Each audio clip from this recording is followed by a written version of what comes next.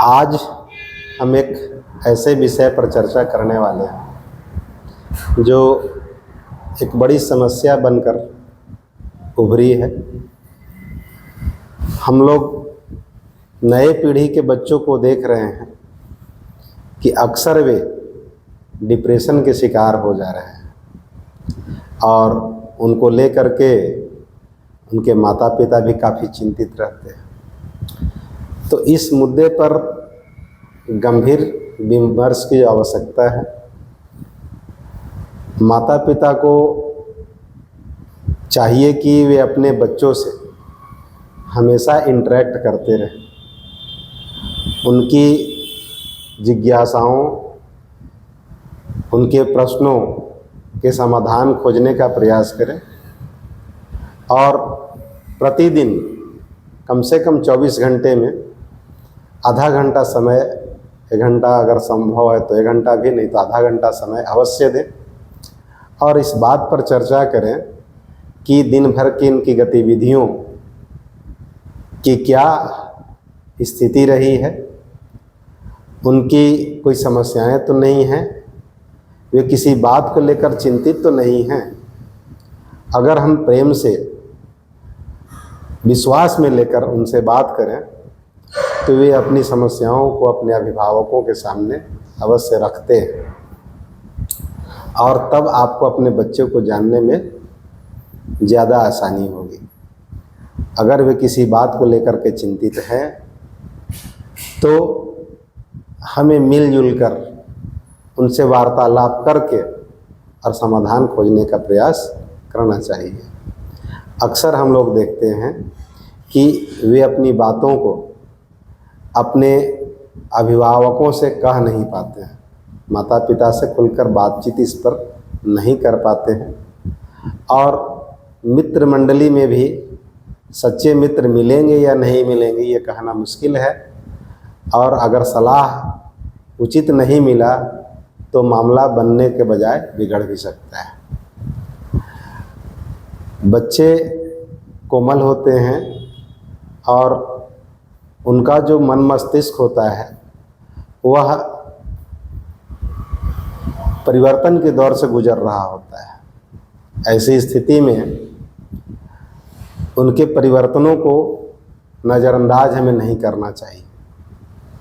अगर हम कोई भी ऐसा अवांछित परिवर्तन उनमें देखते हैं, चाहे वह खान पान में हो, रहन सहन में हो, सुविधा में हो, तो हमें प्रतीत होगा कि वे सही रास्ते पर हैं या नहीं। पुराने समय में अक्सर हम लोग देखते थे कि शाम के समय खाने पर सभी लोग एक साथ बैठते थे, घर के मुद्दों पर अक्सर चर्चा होती थी। इससे घरेलू जो मामले होते थे, घर की जो कमियां खूबियां होती थी, उससे बच्चे अवगत होते थे और अपने आप को उस परिवेश में ढालने का प्रयास भी करते थे, परिवार में एडजस्ट करने का प्रयास करते थे। तब उन्हें लगता था कि हम अपनी बातों को भी अपने अभिभावकों के सामने रख सकते हैं। माता पिता, दादा दादी सभी होते थे जो किसी न किसी से वे खुलकर अपनी बात कर लेते थे। आज परिवार का स्वरूप छोटा हो गया है तो दादा दादी की भूमिका में भी माता पिता को ही रहना है। अगर हैं दादा दादी तो और बेहतर है। तो अगर हम उनसे इंटरेक्ट करें विश्वास में लेकर, तो जब वे समस्याएं रखेंगे तो वे डिप्रेशन का शिकार नहीं होंगे। दूसरी तरफ जो बच्चे हैं उनसे भी मैं अपील करना चाहता हूं, खास करके जो हाई स्कूल +2 या उससे ऊपर के बच्चे हैं। हमने बहुत जो 15 से 20 वर्षों का अध्ययन अध्यापन का कार्य किया है, उसमें कई ऐसे बच्चे मिले, कई ऐसी बच्चियां भी मिली हैं जो अक्सर बताती हैं कि क्या कहें सर, घर पर माहौल ही नहीं है पढ़ने का। पापा शाम को शराब पी कर आते हैं, हल्ला गुल्ला करते हैं, मम्मी से झगड़ा करते हैं, हम पढ़ नहीं पाते। तो ऐसी स्थिति में बच्चों का भी कुछ दायित्व है। अगर वे बच्चे उस समय बात न करके, जब उनके माँ पिता जे या घर के जो अभिभावक हैं वे नशा से बाहर हो गए हों, सुबह में उनसे बातचीत करें और उनसे आग्रह करें कि आप जो कर रहे हैं वो क्या मेरे लिए अच्छा है? क्या आप चाहते हैं कि मैं भी आप ही की तरह बनकर रह जाऊं? अगर नहीं तो आप या तो नशा पान छोड़ दीजिए, या अगर बहुत आवश्यक भी हो तो भी भरसक तो इससे बचने का प्रयास करें, या घर को इससे बचने दें। आप आग्रह कर सकते हैं कि हमें जब पता है हमारे पापा या अन्य जो अभिभावक हैं वे इसके शिकार हैं, और आप ही के सामने यदि हम यही काम करें तो क्या आपको अच्छा लगेगा? आप विनयपूर्वक अगर इस आग्रह को करते हैं कि से हमको भी साथ में ले चलिए, हम भी अगर आपके साथ नशा पान करें, तो इसका बड़ा ही असर पड़ेगा माता पिता पर, और या तो वे छोड़ देतेंगे अगर उसके शिकार हैं तो, या फिर कम से कम घर को बख्श देंगे।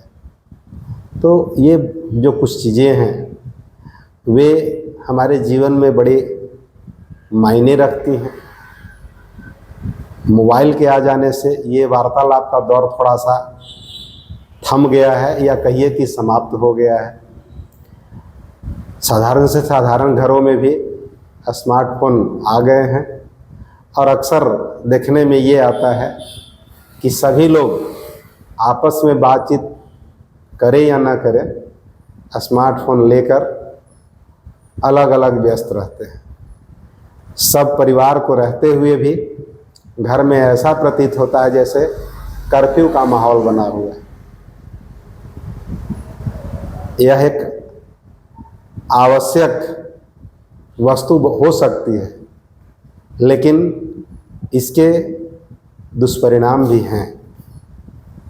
ये हमें समाज से जोड़ने के बजाय, परिवार से जोड़ने के बजाय काटने का भी काम कर रहा है।